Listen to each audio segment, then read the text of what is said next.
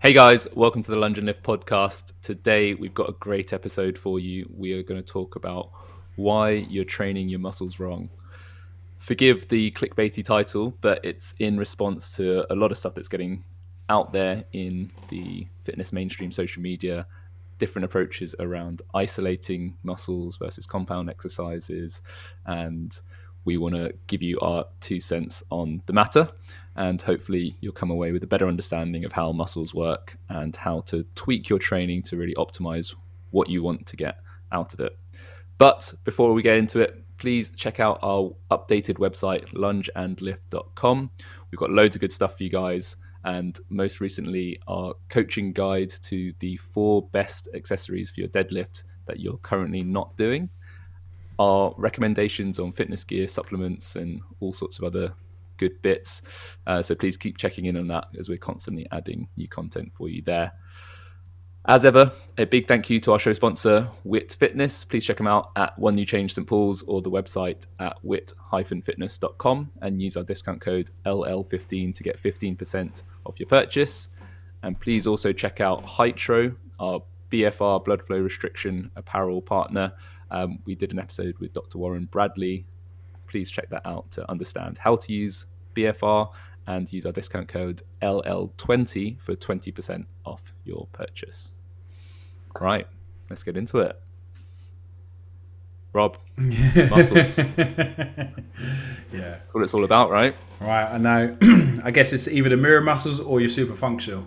So I said off air to you, and I just wanted to make a point. It's funny. It feels that we're going through that circle. So where everything was then super functional as CrossFit obviously become a lot more popularized, and everything's functional fitness. And then everyone's like, hang on, using every joint continuously and every muscle is a bit hard on my body. I need to kind of do maybe some pump work or some isolation work.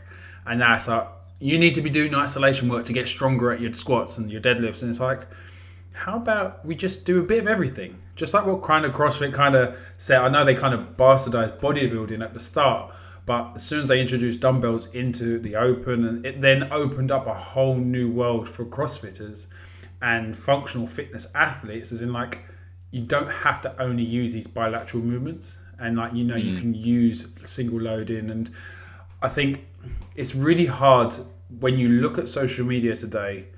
You see, a lot of people follow people that they aspire to be like, or they love to watch because they give them motivation or anything like that. And past guest Andre, who they like, absolutely killing it at the moment, doing really well on his prep for his competition season.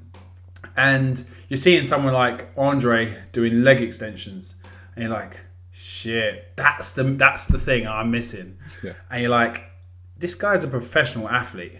And if you haven't listened to the episode, check it out. The amount of meticulous detail that this guy has put himself through, and the amount of squat sessions he's done to build up his squats.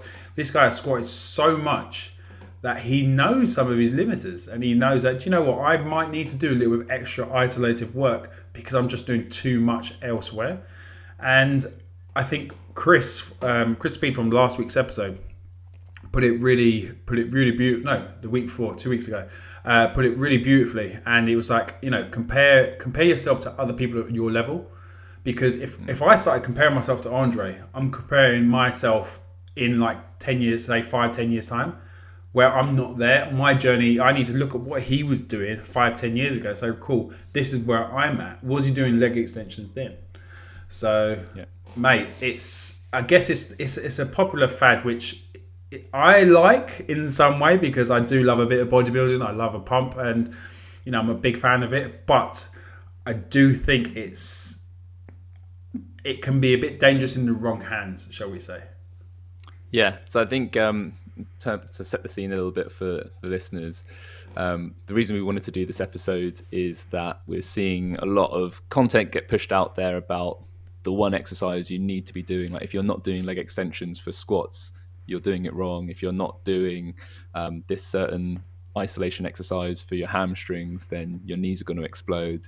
If you're not doing this, that, and the other. And the sentiment from all that messaging is that there's one muscle that you have to train on its own, otherwise your body's going to break down. And I think my knee-jerk reaction to that is that it's absolute bollocks. That you don't need to be doing one muscle isolation exercise at all. Your body is a system, it works together, all your muscles work in harmony.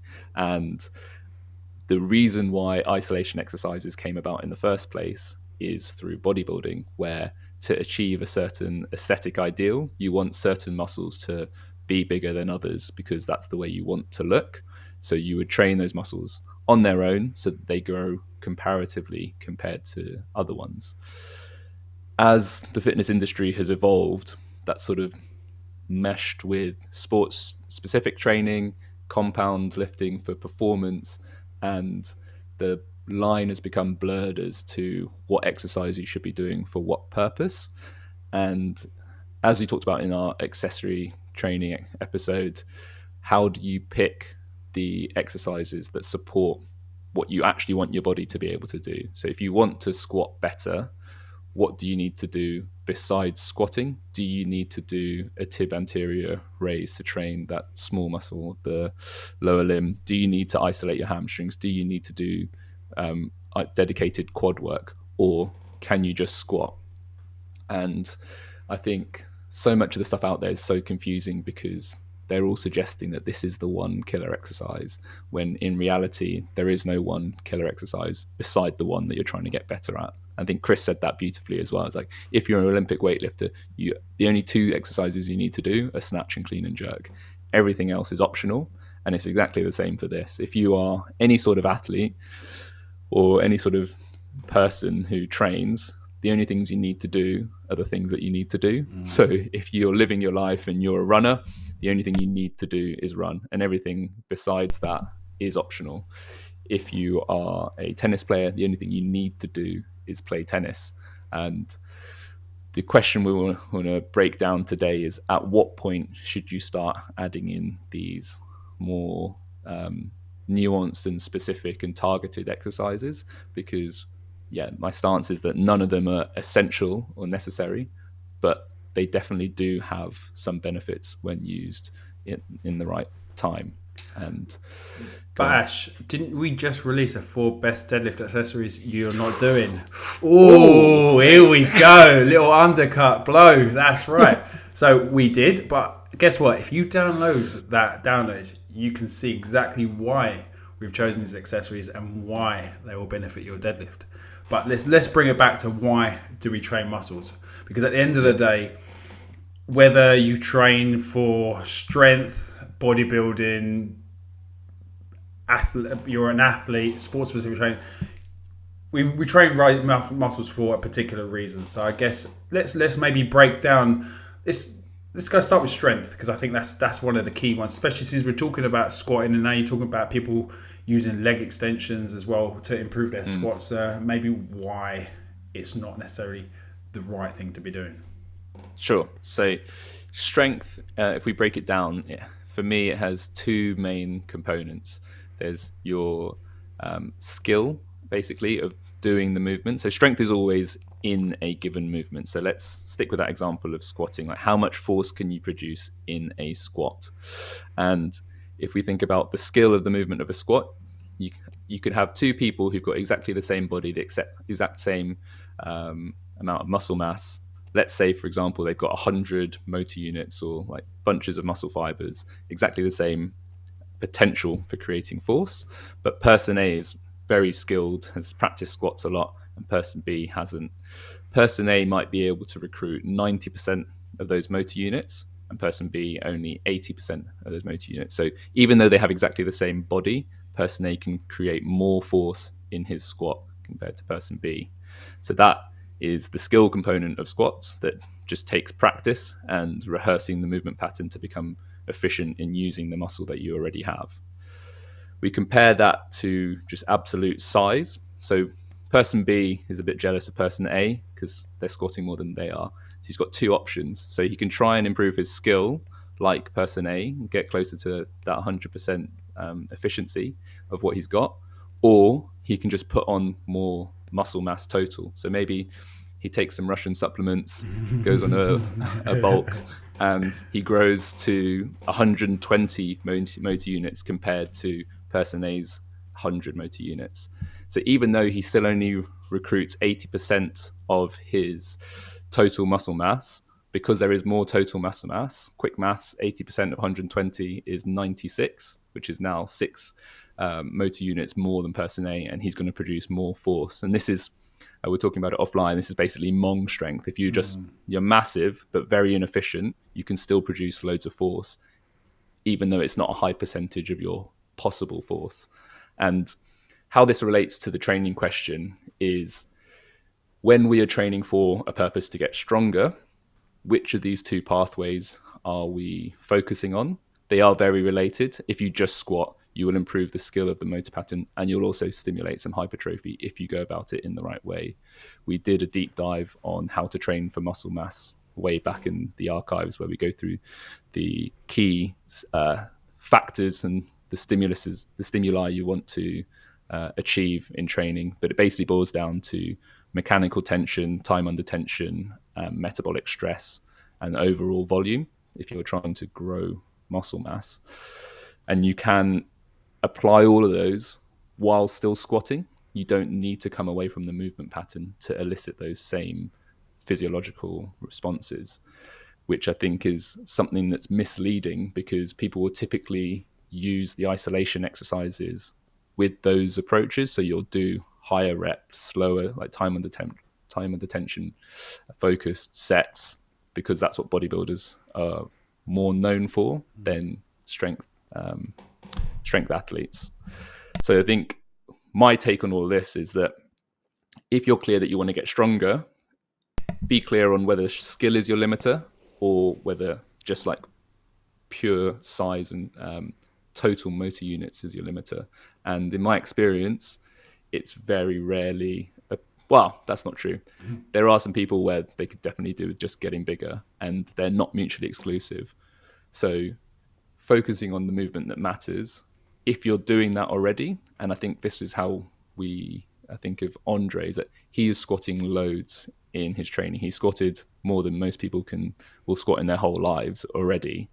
And for him to squat more isn't really an option, because he's just doing it in his strength work, in his weightlifting, and he's got loads of squat patterns in his metcons as well. So for him, he wants to continue to improve his motor unit recruitment in the muscles of the squat without squatting. So that's a good reason to start adding in some isolation exercises, because that's a stimulus he needs to continue to get even stronger, already being very strong. But for people who are not at his level, they will continue to get way stronger just by squatting. So adding in all the frilly bits is that they're getting ahead of themselves, essentially.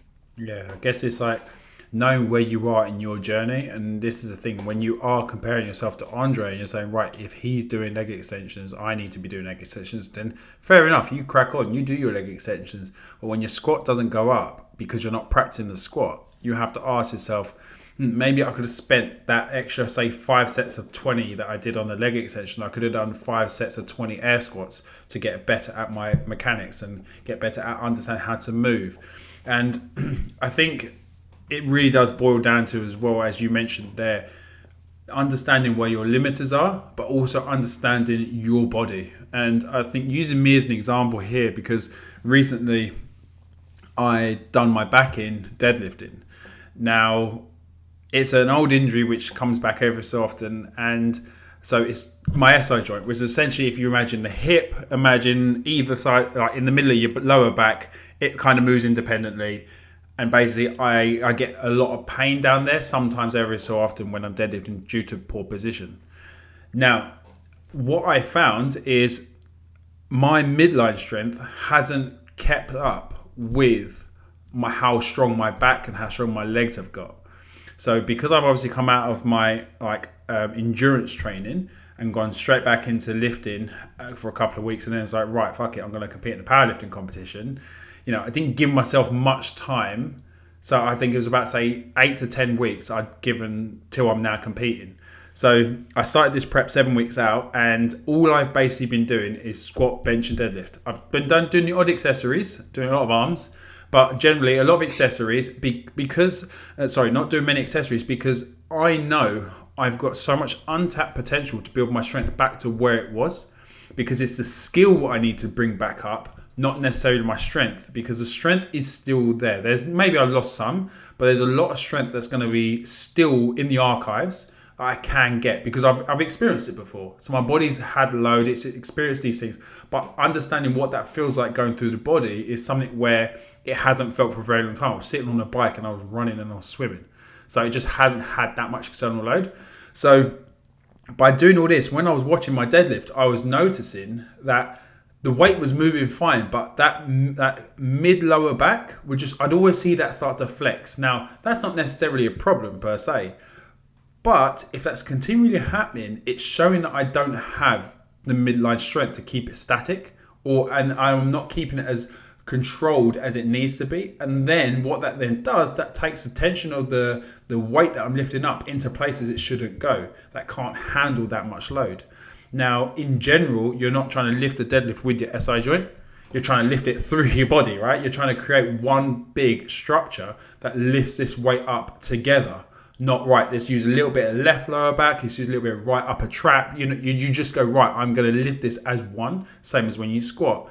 Now, this is where only through my experience have I then looked at, say, my technique. I've reviewed my footage and said, right, I'm still working on the basics again to bring up my tolerance to lifting before I even think about all the icing on the cake with all the accessories, with all the fancy bits of kit and all that lot. Like, you need to understand where you are in your current journey and where you currently are to understand where you need to go to.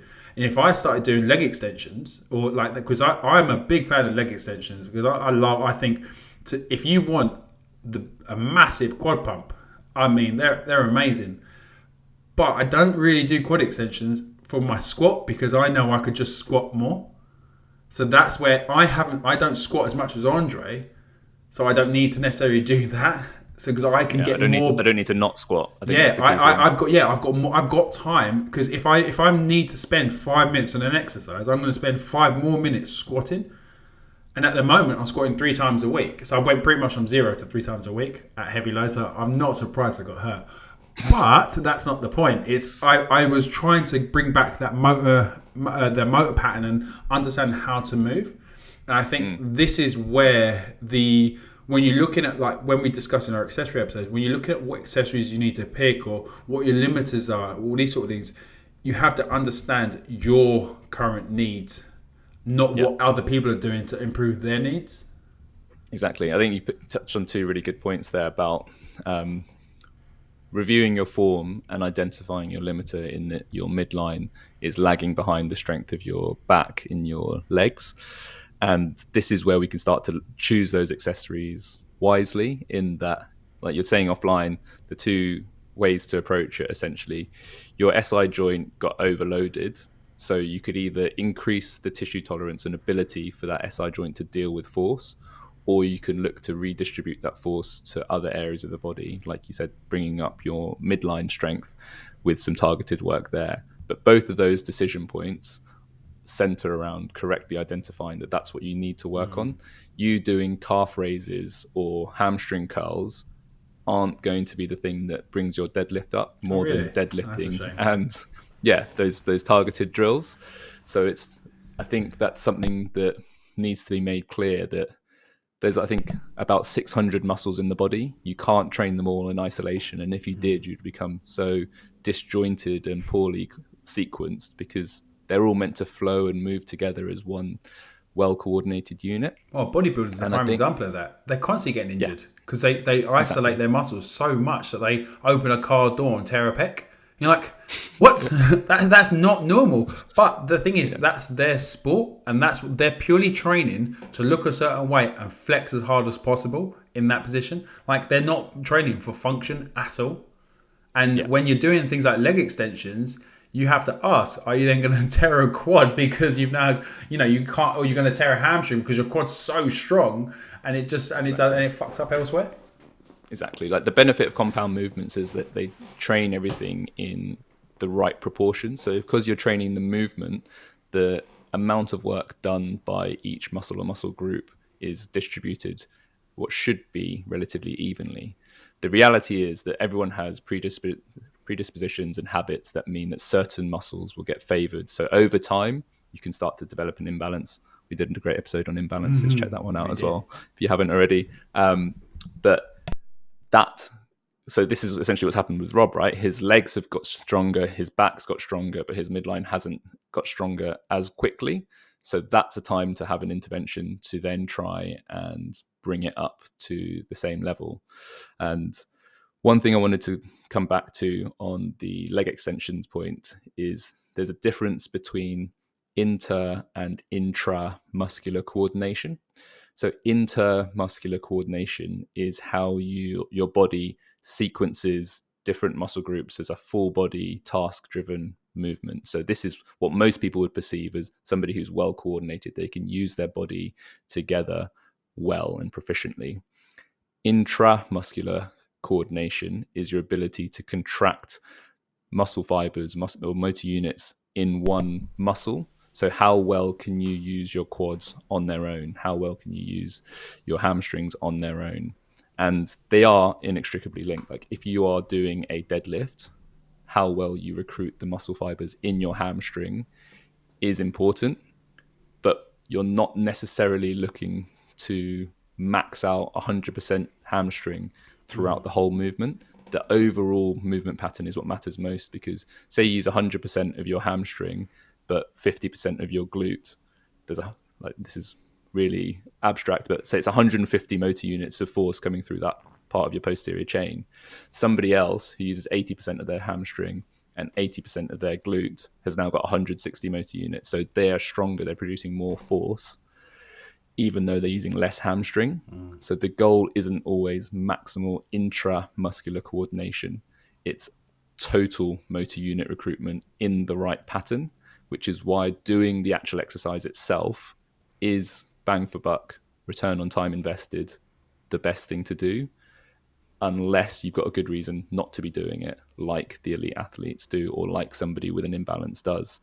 And I think for the average person going training without either of those two caveats can just crack on with the main movements. And the reason they're the main movements is because they're the ones that give you the most benefit for each rep you do.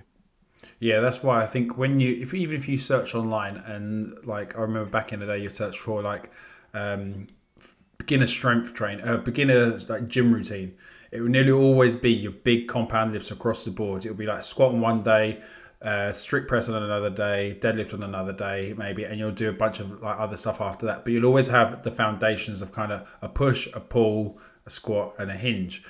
And I think where things become quite tricky for people is, I guess, if they don't understand where their limiters are, even if they're filming themselves, they're just deadlifting and like, why am I getting a bad back? And why am I getting this? And it's like this, it can be quite tricky. And yes, we're both personal trainers, and you know, we're gonna promote the service, because this is where a good personal trainer comes in, or a good coach comes in, because we can help you understand what your limiter is. If you've got something that's continually going wrong and you're like, I can't work this out because it looks good to me, so then you have to get an expert eye in. And because this is the thing, is if you're constantly squatting, and so obviously Ash mentioned there that, you know, if you're trying to get more bang for your buck and you want to, squat, but if you're squatting badly, then you're not actually getting any further forward. You're still in this no man's land. So if you're still squatting, you're like, I'm really plateauing my strength. It's just not feeling good. My squat doesn't look like anyone else's. I'm looking terrible when I'm doing it.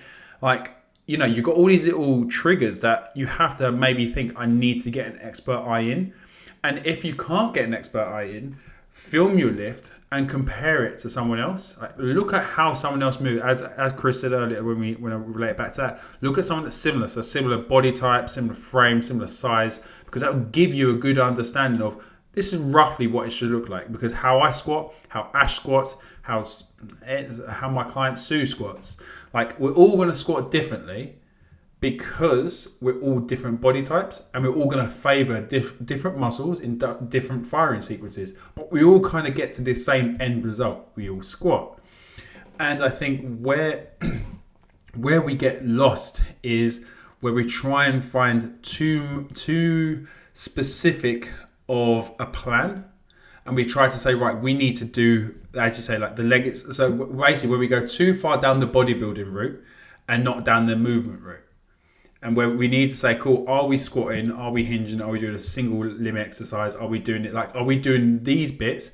And then if we got time, then maybe throw in the extra stuff. If, your frequency's up and you can't be doing anything more. Because at the end of the day, the more you squat correctly, the better your squat will get.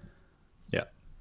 Yeah, spot on. And I think the important thing to say there is that this is still from a performance standpoint. We're focusing on strength here. The caveat for bodybuilders is that their proportions might not be ideal for the competition they're going to. So they might need to have a bigger VMO than rectus femoris, for example, in there. So true, that they would want to isolate one head of the quadricep. That's why those machines are in the gym. But the problem is that's where any newbie that goes to the gym is like, right, let's start on the machines. It's like, that's probably the last place you want to be, because you're once you're on the machines, it's really hard to get away from them, because the good thing about machines is they do what they're intended to do, and it's to target the muscle. So you do a chest press machine, you should feel it in your chest until you start feeling it in your shoulders because you're doing it wrong. But you'll feel it in your chest, and you'll be like, well, why do I need to do dumbbell press? Why do I need to bench press? Because this chest press is doing exactly what it's doing. But then you have to ask, if are you just doing it to make that your chest look beautiful, or are you trying to do it so you can do push-ups? Do you know what I mean? Yeah. And you're not going to be doing a chest press machine to get better at push-ups. You'd be surprised at how maybe a bench press doesn't really carry over to push-ups. It's the same as why lat pull down doesn't carry over too much to pull-ups, because it's how to fire the motor units in a different way. So it's a skill in itself, even though it's a regress movement, it's a different movement. So it's such a different learning curve. And I think when we have many great things about CrossFit, but one of the really good things about CrossFit is it did make people think more in a global sense and start thinking more about total body movements. But I think just the burnout side of things and the overworking things, I think is hit people, and it's hit some of these athletes too hard, where it's then now trickled down into the everyday, whereas most everyday people going to CrossFit are completely fine because their volume of work isn't as high as the professional athletes, and maybe the professional athletes get a little bit burnt out. People like Marcus Filly with functional bodybuilding, like he done that because he went to the games multiple times and basically got to the point and he was like, I'm fucked up now. I still want to work hard, but I just hurt. I just need to do some more single limb exercises, a bit more to control tempo. He needed to scale it back from doing, say, barbell thrusters. He needed to do some goblet squats and some dumbbell presses. Do you know what I mean? Yeah, and also it's clear that he took his focus away from performing. So it's functional bodybuilding. So his priority was move well and look good, not be one of the fittest men on earth.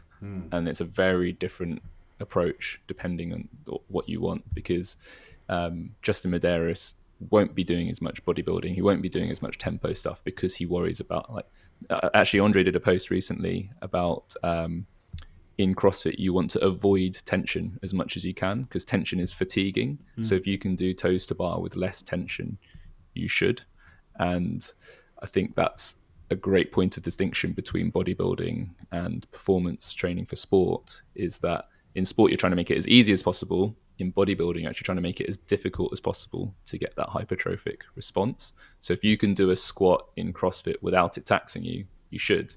But in bodybuilding, there is almost no place for a squat that isn't taxing, because you're not getting any hypertrophic stimulus. And having that awareness of the nuance behind why you're doing every rep makes the world of difference. And we're not saying that any of these approaches are wrong in all situations, but I think for the vast majority of people, these super focused, isolated exercises are the icing on the cake versus the meat and veg of what you should be putting in your program. Or vegan meat if you're vegan. So Ash, I think this is probably one of the most burning questions I've got for you is, when do I know when I can do my leg extensions? when you're a man. No, Cheers. We'll be I careful, mate. yeah. So when do you know? So I don't think it's a question of graduation that you earn the right to do leg extensions. It's more situation and context of, have you identified that there's a good reason why you can't say, like, first of all, let's get your goals clear. You want to improve your squat. Let's take that as your goal. Have you come to a position where you're squatting loads and your squat's not getting better? Have you figured out what your limiter is and what you think the lowest hanging fruit is for getting that squat to perform better? And have you identified that it's something to do with terminal knee extension, like completely locking out your leg, and or your ability to recruit quads, and you can't handle any more squat volume, or you haven't, there are other exercises. So even if your quad is a limiting factor in your squat, you can do quad dominant squat patterns. So you can do heel elevated work, front squats, like hack squats. There's loads of different ways you can get those quads to work relatively harder, but still in a squat pattern. So you get much greater skill carryover than doing a leg extension. If all of those things are true and that is your situation, then sure, add in some leg extensions. But I think, yeah, I don't want to make it an aspirational, like, I want to earn the right to do leg extensions. Leg extensions, like every exercise, are just a tool in the toolbox to be used in the right situation. So if there is an argument for putting in leg extensions and not using something which has greater carryover to the squat, then yeah, I think that's fine. But Yeah, I think as it's well. very Like, late for me. yeah, no, I get it, and I agree, massively, because leg extensions, as I mentioned at the start, I'm a fan of them. I really do. I like them, but I think they really are the icing on the cake, as you said there, because they in a I'd say another just come to me just thinking about this is another time where they might be beneficial is maybe if you're using them as a recovery tool. And like for using blood flow restriction as another example as well. Strap. Like I remember back in the day doing calf raises and doing leg presses and leg extensions with blood flow restriction, and getting all that blood pumped into the muscle to help with recovery, maybe after some squats. There is a case for leg extensions, but if you're pushed on time and you only can do a certain amount of work, there's going to be so much more you can do instead of doing leg extension. I know we're not hating on leg extension. It's just such an. I think everyone knows what a leg extension is and how isolative it is, because I'm pretty sure we've all done it. And this is why we want to try and make it clear that these things have a great place in the gym, but you always have to make sure you understand why you're using it. And if you've got the time and you choose leg extension to be a priority for you, because maybe you just like the feeling of it, then you do you. Crack on, finish your session with them, or even start your session with them. There's a lot of bodybuilders that do hamstring curls and leg extension before they squat, because it fires everything up. So then cool, then your squat performance will probably drop. But as we mentioned, bodybuilders aren't about the performance, they're about the aesthetics. So they're looking at a different response from their squat, but they're still squatting. And this is the key thing. They're still going to their foundational movement. And I think it's when it's very easy to be influenced by these athletes or these high performers doing like these essentially easy exercises, even though you can perform them very hard, but they're easy exercises. You think, oh, fuck it. If I don't have to squat and I can do a leg extension to get strong at the squat, it's my easy way out. There is no easy way out to get good at squats. You should squat and squat and squat again.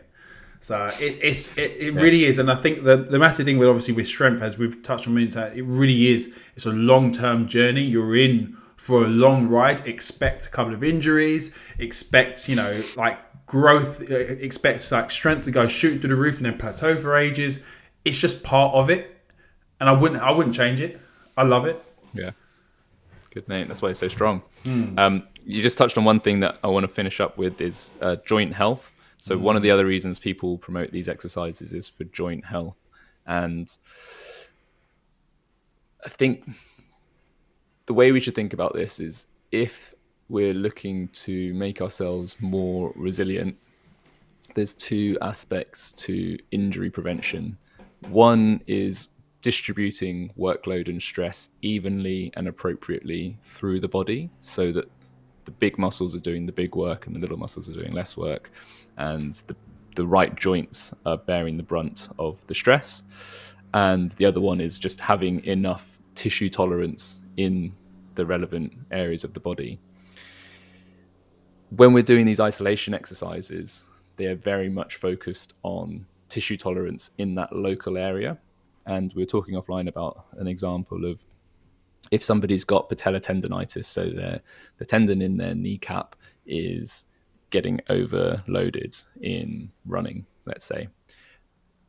One approach could be to do exercises that load that patellar tendon to make it bigger, thicker, and stronger and more resilient to the stresses that it's experiencing during running or training. Or maybe that there's too much stress going through that tendon because there's foot dysfunction. So actually, there's not too much stress overall entering the system. There's just too much manifesting at the knee. So we could fix the foot mechanics and not improve the tissue tolerance of the knee, or we could improve the tissue tolerance of the knee and not fix foot mechanics. In a perfect world, we do both. And going back to that isolation argument before, there's so many joints in the body, so many tendons, so many muscles. If we're going to improve all of them in isolation, we've got 600 exercises to do to touch all the muscles in the body, which is just not realistic for anybody, even a professional athlete. So at some point, we do have to group them together and try and touch as many of them as we can in single movements, which is why the compound exercises have the most bang for buck, because they do cover so much area, like surface area of the body. However, in some situations, that local tissue tolerance is a good idea. And that's if we know there are certain areas of the body that will experience huge amounts of stress in the sport or type of training we're going to do. So that's an argument for prehabbing those common overuses. But you need to be very clear on why you're choosing that area, rather than just thinking, I'm going to do every joint in the body to improve the tissue tolerance of all my joints. You're going to have no time to train if that's all you're doing, because tissue tolerance does take time and it needs to be built up slowly. So, as always, being clear on the overall big picture that you're moving towards, and then making your priority calls on where you spend your precious time is the way you decide whether those movements and exercises are appropriate or not. It's not just a broad brush blanket statement that everyone should be doing this specific exercise. Have an awareness of what your body's for and then act accordingly.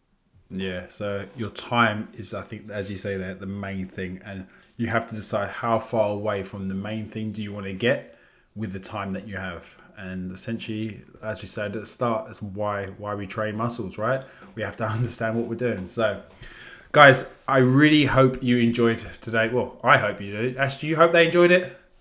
Yeah, I hope so too. Yeah, Good. We hope you enjoyed today's episode. As always, if you did enjoy it, head over to YouTube, watch us, maybe subscribe to our channel. We'd really appreciate that. Hello.